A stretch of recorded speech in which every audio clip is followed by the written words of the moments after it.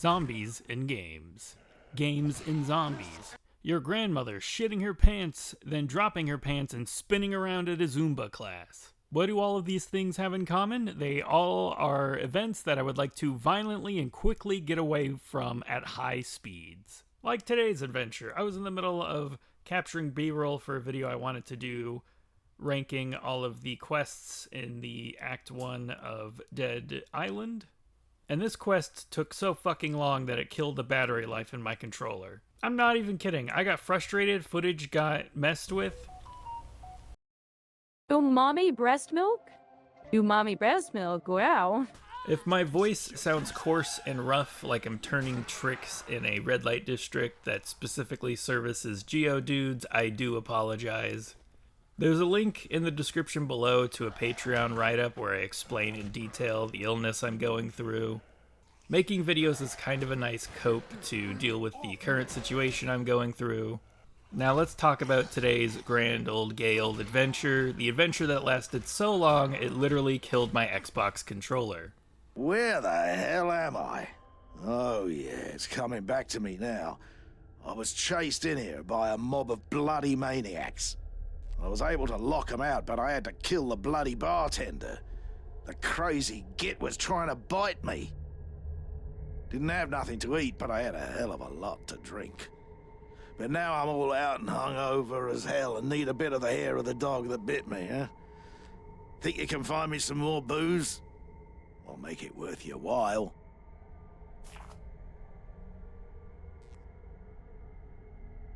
I'm in. Good. I'll wait here if you don't mind.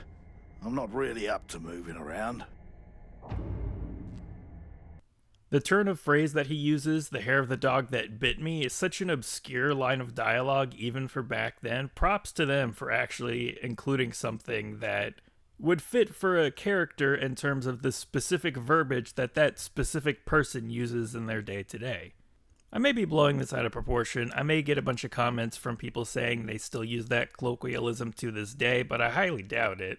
For those that don't get what I'm on about, hair of the dog that bit you / hair of the dog that bit me is an old alcoholic colloquialism. Essentially, the turn of phrase he's talking about comes from an old belief that if you're bitten by a rabid dog, if you take hair from that specific rabid dog, you could be cured of that dog's rabies or other infection by drinking a potion or a general drink made up of the dog's hair. You pluck a hair from the dog, you put it in your drink, you drink the drink, and you're good as new. In this case, this guy is turning a euphemism on its head in that the proverbial dog that bit him was his want and lust for alcohol. I'm harping on the dialogue here because it is legitimately the best part of the quest. Now you might be thinking, Patchwork, you're full of beans, you're full of crazy sauce, you're full of the crazy hamburger. There's no way in hot hell the best part of this quest is the opening dialogue. You have to run around sticking your nose in every crevice, nook, and cranny to find the alcohol. It's helped a little bit by on the map you get map markers, especially when you're near the alcohol. But beyond that, you have to basically stick your nose to the grindstone, and sometimes, like this example here, you will find alcohol that spawns in buildings you can't access yet for whatever reason. Some areas and some bungalows assumedly have some contextual way to open them, either a part of a quest or God knows what. So it seems like the game is using the randomly generated spots that you can find alcohol to generate the specific alcohol you need for this quest. So I came over here to this bungalow and I couldn't seem to find a way inside, but clearly there was some contextual way to get in there as alcohol had spawned inside and was thereby put on my radar. I'm spending tens of minutes just wandering around aimlessly looking for alcohol on my little mini-map.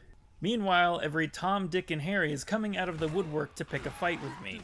Now the game's about fighting zombies and that's fun, but this quest inadvertently burned me out on fighting zombies because I had to fight hordes of them for beer. Which sounds cool, but in practice is just engrossing me in the early game combat longer than I would like to be.